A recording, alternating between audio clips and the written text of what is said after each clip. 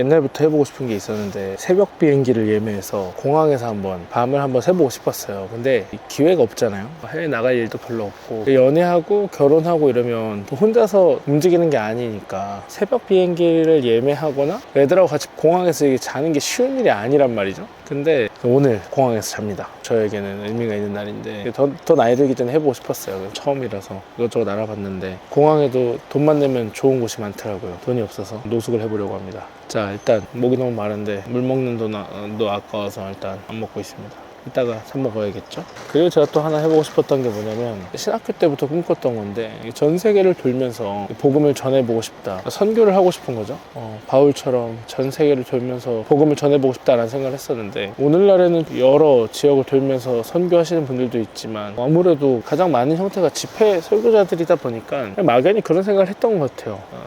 어느 정도 동경하기도 했고 목사님들을 보면서 언젠가 나도 저런 영향력 있는 설교자가 되고 싶다라는 생각을 했죠. 근데 이제 어느 정도 나이가 들면서 그런 것하고 이제 생각이 멀어졌다가 최근 한 몇 년간 제가 아내한테 그런 얘기를 했던 것 같아요. 나는 돈이 없어서 해외여행을 다니기 쉽지 않으니 하나님이 보내주시는 선교지에서 사역하고 싶고 불러주는 곳이 있으면 설교를 하러 가서 지내보고 싶다, 막연히 그런 얘기를 했었는데 이번에 일본에 있는 선교사님들의 도움으로 선교사님 댁에 머물면서 3주간 저희 나름대로의 단기 선교 혹은 선교 여행을 하고 있습니다. 근데 그런 중에 제가 섬기고 있는 윈니스 정기 집회 설교자를 구하지 못한 거죠. 제가 생각했던 후보들이 다 사경회가 있더라고요. 봄 사경회 좋은 거죠. 그래서 결국은 못 왔어요. 그래서 어떻게 해야 되나 하다가 3월 집회가 너무 좋았던 거죠. 피드백도 너무 좋았고 그래서 내가 직접 해야겠다. 비행기를 알아보는데 일정이 너무 빡센 거예요. 아니면 비행기가 너무 비싸고. 근데 단순히 그런 생각을 좀 한 거죠. 내가 한국 와서 설교하는 것보다 일본에 남아서 혼자 아이들 둘을 보며 선교지에 있을 아내가 더 힘들 것이다.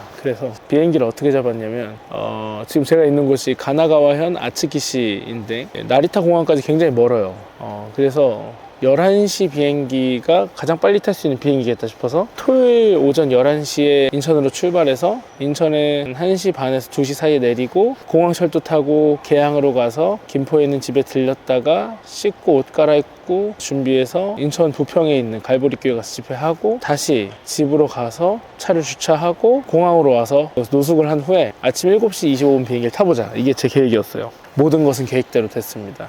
새벽 6시 나리타로 출발해서 비행기를 타고 집회도 잘 마치고 지금 공항에 있는 거죠. 지금 시간이 새벽 1시 정도 됐는데 약 6시간 뒤에 있을 비행기를 기다리고 있습니다. 근데 제가 생각하지 못한 게 있죠. 처음 해봐가지고 너무 힘들다.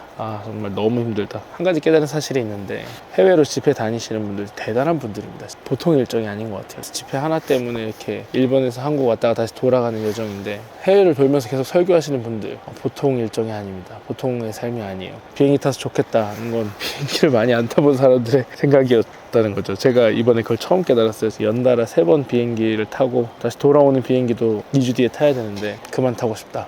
그걸 깨달았습니다. 이번에 집회를 준비하면서 가장 많이 묵상한 게 사도행전 16장부터 19장까지였는데 그것들에 대한 해석들이 좀 달라진 것 같아요.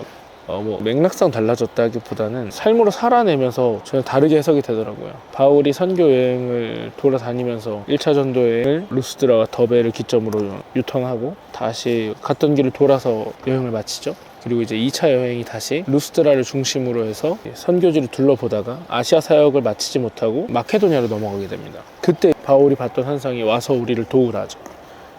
그렇게 마케도니아로 넘어가서 그리스 고린도 지역까지 사역을 마치고 에베소로 왔다가 브리스길라와 아굴라 부부를 두고 바울 혼자 전도여행을 마친 후에 3차 때 다시 밑지방을 지나서 에베소로 가는 그 여정, 이게 엄청난 여정이란 말이에요. 비행기 타고 우리가 해외를 왔다 갔다 하는 그런 느낌이 아니라 배를 타고 걸어서 때론 나귀를 타고 갔겠죠. 그런 긴 여정과 서사 속에서 복음을 전하고 전도를 했단 말이에요. 아니 무슨 의미일까? 본인만 알 수 있는 의미가 있는 것 같아요. 제가 비행기 타고 설교하러 다니시는 분들에 대한 막연한 동경이 있었다가 한 10년간 잊고 있다가 다시 아내랑 이야기하면서 가볍게 그렇게 살아보고 싶다라고 이야기했던 그 정도로 해석할 수 없는 이야기들이 있다는 걸 해보고 안 거죠. 설교 한 번을 위해서 비행기를 타고 왕복하는 이 과정을 처음 겪어보면서 이 시간은 아무도 관심이 없을 거라는 거죠.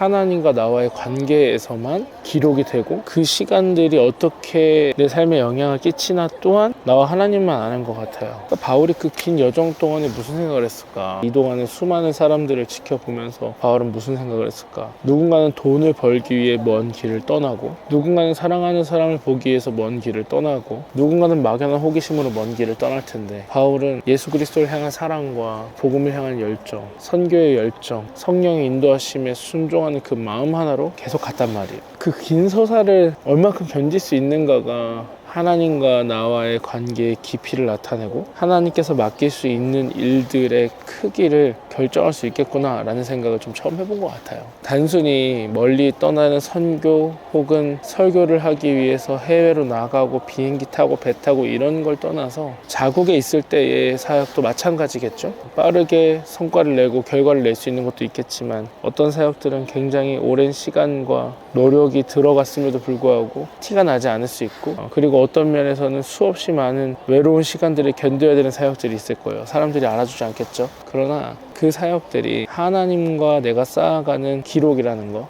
그 여정을 나만의 은혜로운 이야기로 잘 기록했으면 좋겠다 이런 생각을 좀 했던 것 같아요. 그래서 어느 순간이 가장 힘들었냐, 어느 순간이 가장 좋았냐, 이런 단순한 질문들이 처음엔 떠올라서 찍으려고 하다가 다시 공항에 오니까 홀로 이동하는 이 모든 시간들이 저에게 너무나 특별한 경험이었던 것 같아요. 결혼하고 아이를 낳고 이러면서 혼자 있는 시간들이 급격하게 줄었고, 이중직 목회를 하면서 쉬는 날 없이 주말에도 서울까지 매주 왕복하는 목회를 하면서 하나님을 깊이 묵상하고 독대하는 시간들이 이렇게 있었나? 집회 장소로 이동하는 그 12시간, 새벽 6시에 출발해서 6시 집회 거의 딱 맞춰서 도착을 했거든요. 그 시간들, 그리고 집회 마치고 지금 다시 이제 공항에 오고, 이제 앞으로 제가 일본으로 건너갈 동안 하나님과 교제할 그 시간들을 생각하면 이건 정말 소중한 경험이다, 값진 경험이다 라는 생각이 들어요. 사실 택배를 그만두고 정리하면서 여러 고민들이 있었어요. 두려웠죠.